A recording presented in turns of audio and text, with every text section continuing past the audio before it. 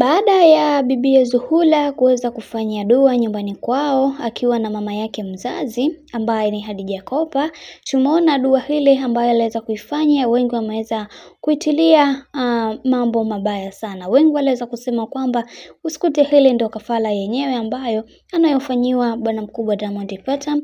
Lakini pia tuliona familia ya Diamond Platnumz kwa upande wake aliweza kufunguka na kusema kwamba kiukweli kaka yetu kwa bibi Zuchu amesha kuisha tayari. Kwa huu mwenendo ambao anaenda nao bibi Zuhura, kiukweli unazidi kutuogopesha.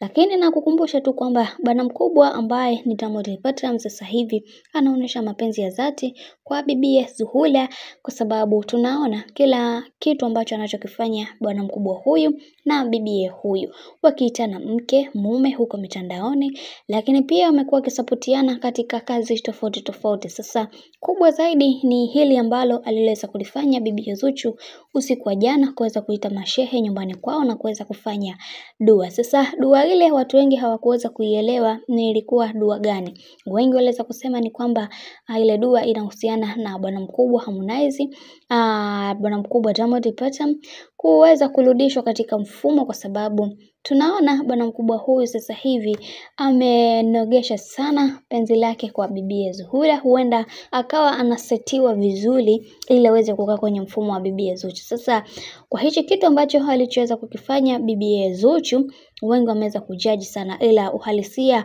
wa kitu ambacho alichoweza kukifanya bibi Zuchu ni kwamba yeye binafsi ameweza kufanya dua kuondoa nuksi na mikosi ambayo aliyokuwa nayo, kwa sababu watu wengi wamekuwa wakimwandama kuhusiana na penzi lake au na ndoa yake ya bwana mkubwa Diamond Platnumz pamoja na yeye pia. Sasa kitu kikubwa ambacho Juma Lokole aliweza kufunguka kuhusiana na kile kitu alichokifanya bibi Zuchu, kwanza kiuhalisia au kidini angetakiwa aweze kufanya kimya kimya na sio kila kitu aweze kukifanya.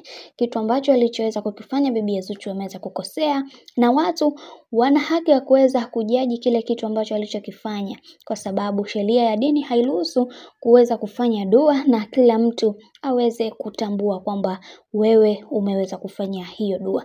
Lakini kingine ambacho alichoweza kukifunguka Juma Lokole, alidai kwamba bibi Zuchu bado ana utoto mwingi sana.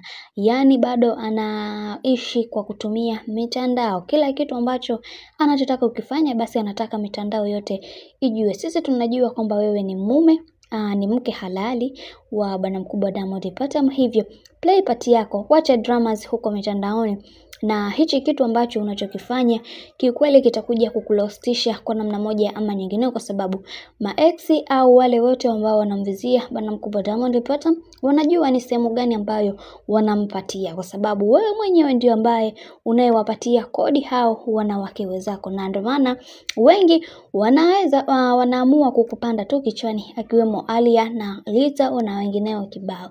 Sasa hii ni kwa sababu tu ya wewe mwenyewe kuweza kutokujiheshimu. Kila kitu unakiweka public.